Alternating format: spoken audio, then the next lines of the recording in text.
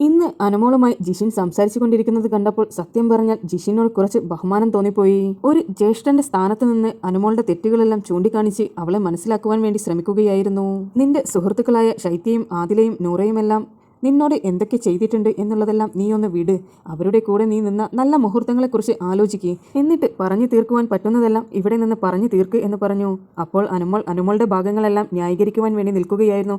ആ സമയം ജിഷിൻ പറഞ്ഞു, നീയും ഒട്ടും മോശമായിരുന്നില്ല, നീയും അവരെക്കുറിച്ച് എന്തെല്ലാം പറഞ്ഞിട്ടുണ്ട് എന്ന്. ഇത് കേട്ടപ്പോൾ അനുമോൾ പറഞ്ഞു, ഞാൻ ആരുടെയും പേഴ്സണൽ ലൈഫ് ഒന്നും എടുത്ത് സംസാരിച്ചിട്ടില്ല. എനിക്ക് എന്തൊക്കെ പറയാമായിരുന്നു. ശൈത്യയെക്കുറിച്ചും ആദിലയെയും നൂറയെയും കുറിച്ച് എനിക്ക് എന്തെല്ലാം കാര്യങ്ങൾ അറിയാം. അതൊന്നും ഞാനിവിടെ വിളിച്ചു കൂവിയിട്ടില്ലല്ലോ എന്ന്. ഇത് കേട്ടപ്പോൾ ജിഷിൻ ദേഷ്യം വന്നു. ജിഷിൻ പറഞ്ഞു, ഒന്ന് ഒറ്റയ്ക്കിരുന്ന് സ്വയം ഒന്ന് ആലോചിച്ചു നോക്ക്.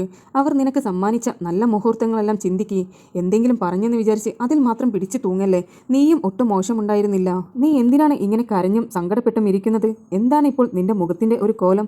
നീ എത്രമാത്രം സന്തോഷിച്ച് ചിരിച്ചു കളിച്ച് നടക്കുന്ന ഒരു വ്യക്തിയാണ്. എന്നിട്ട് നീ നിന്റെ മുഖമൊന്ന് നോക്ക്. മനസ്സിൽ നിന്ന് ദുഷ്ടചിന്താഗതികളെല്ലാം എടുത്തു മാറ്റി ഒന്ന് സമാധാനത്തോടു കൂടി ഇരിക്കുവാൻ നോക്ക്. നിന്റെ മുഖമെല്ലാം എങ്ങനെ ഇരുന്നതാണ്, ഇപ്പോൾ എന്താണെന്നൊന്ന് സ്വയം വിലയിരുത്തി നോക്ക്. എന്നിട്ട് ഒരു നല്ല തീരുമാനമെടുക്കുക എന്നായിരുന്നു ജിഷിൻ അനുമോളോട് പറഞ്ഞത്. ഇത് പറഞ്ഞുകൊണ്ട് ജിഷിൻ അവിടെ നിന്ന് എണീറ്റ് പോവുകയായിരുന്നു. അനുമോൾ ഒറ്റയ്ക്കിരുന്ന് അവിടെ ആലോചിക്കുന്നുണ്ട്. ഇനി എന്തൊക്കെയാണ് നടക്കാൻ പോകുന്നത് എന്നുള്ളത് കണ്ടറിയാം. നിങ്ങൾക്ക് ബിപിയുടെ അപ്ഡേറ്റ്സ് അറിയാൻ താല്പര്യമുണ്ടെങ്കിൽ എൻ്റെ ചാനൽ സബ്സ്ക്രൈബ് ചെയ്ത് സപ്പോർട്ട് ചെയ്യുക.